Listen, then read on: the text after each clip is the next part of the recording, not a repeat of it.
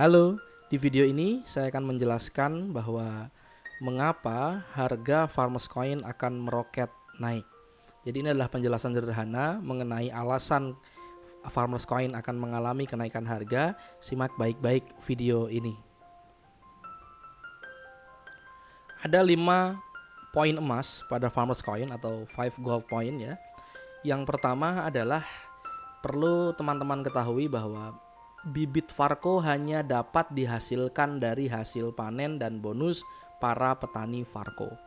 Jadi kalau ada petani yang ingin menanam Farco ya, itu dia hanya akan bisa mendapatkan bibit dari hasil panen dan juga bonus para petani-petani yang sebelumnya. Yang kedua adalah hasil panen para petani itu sangatlah sedikit, yaitu 0,05 sampai dengan 1,6 Farco per hari, atau itu adalah 0,133% per hari dari Farco yang ditanam oleh seorang petani.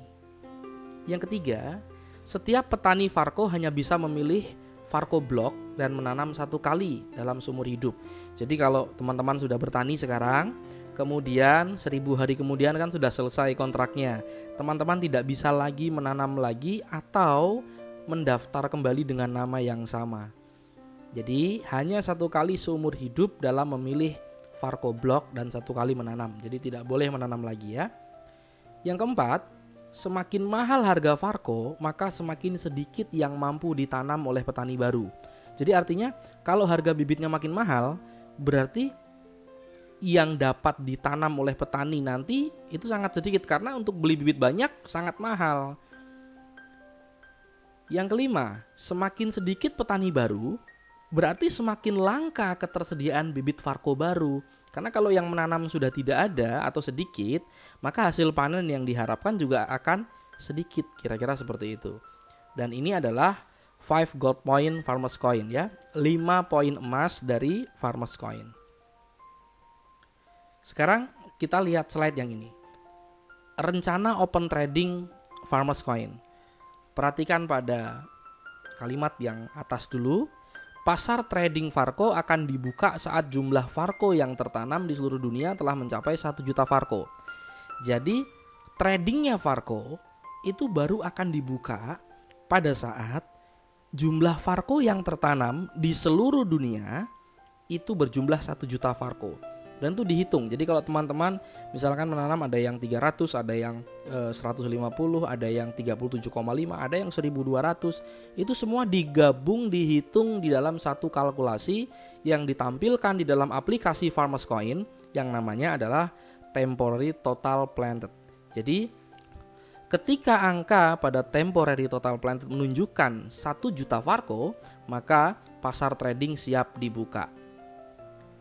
Oke, sekarang ketika katakanlah berarti kita baru bisa jual beli Farco di pasar trading ketika sudah ada 1 juta Farco yang tertanam. Nah, jika satu petani rata-rata menanam 300 Farco, maka dari target 1 juta Farco tertanam tersebut itu berhasil menciptakan sebanyak 3.333 petani. Atau kapan kira-kira trading Farco dibuka? Pada saat 3.333 petani telah terdaftar apabila mereka semua menanam di 300 Farco. Artinya trading terbuka dengan catatan 1 juta Farco sudah tertanam, dan otomatis artinya sudah ada ribuan petani yang sudah menjadi bagian daripada komunitas Farmers Coin. Kemudian menanam 300 Farco hanya menghasilkan panen 0,4 Farco per hari. Maka dalam 1 hari ternyata hanya tersedia 0,4 Farco. Ya, ini satu orang menanam 300, maka dia hanya punya hasil panen 0,4 dikali 3.333 petani, maka sama dengan 1.333 Farco per hari. Ini adalah hasil panen per hari yang tersedia pada saat itu apabila 300 Farco ditanam oleh setiap orang, dengan jumlah petani adalah 3.333 petani. Jadi ini adalah hasil panen setiap hari yang tersedia. Tetapi ini tidak terkumpul pada satu orang, melainkan terkumpul di dalam 3.333 petani. Satu orang hanya punya 0,4 Farco. Pahami ini baik-baik ya. Kemudian realisasi open trading Farco. Ingat bahwa tadi ada 3.333 petani Farco dengan masing-masing petani memiliki pertumbuhan 0,4 Farco per hari. Jadi, jika dari 3.333 petani tadi ada 10% saja petani yang melakukan perekrutan petani baru di tiap minggunya, maka akan ada 330-an petani baru per minggu. Jadi dari 3.333 ini ternyata ada 10% para petani ini yang melakukan perekrutan di setiap minggunya. Jadi artinya ada pertumbuhan 10% dari 3.333 petani. Berarti ada sekitar 330-an petani baru per minggu. Dari 330-an petani tadi yang baru tadi, ternyata masing-masing juga ingin menanam di 300 Farco. Berarti butuh bibit berapa kira-kira? Maka kebutuhan bibitnya adalah 300 Farco dikali 330 petani sama dengan 99.000 per minggu. Ini saya bicara minggu ya, tidak bicara hari ya. Jadi jika dalam satu minggu ada 330 petani baru, di mana satu petani membutuhkan 300 Farco untuk ditanam, maka kebutuhan bibit di minggu itu adalah 99.000 Farco. Nah, sekarang kita hitung. Kebutuhan Farco meningkat. Bibit Farco hanya tersedia, ingat tadi 0,4 per orang ya, per hari, dikali 7 hari, dikali jumlah petaninya ada 3.333 petani. Hanya menghasilkan 9.333 Farco per minggu. Jadi kebutuhan bibit Farco adalah 99.000 Farco per minggu. Sedangkan stoknya hanya tersedia ini ya, 9.333 Farco per minggu. Jadi otomatis ketika ada yang butuh Farco hingga 99.000 Farco, sementara stoknya hanya ada 9.000 Farco, ini pun perlu diingat bahwa ini tidak terkumpul di satu orang, melainkan terkumpul di sekian ribu orang. Satu orang mungkin hanya punya 1, 2, atau 3 Farco saja.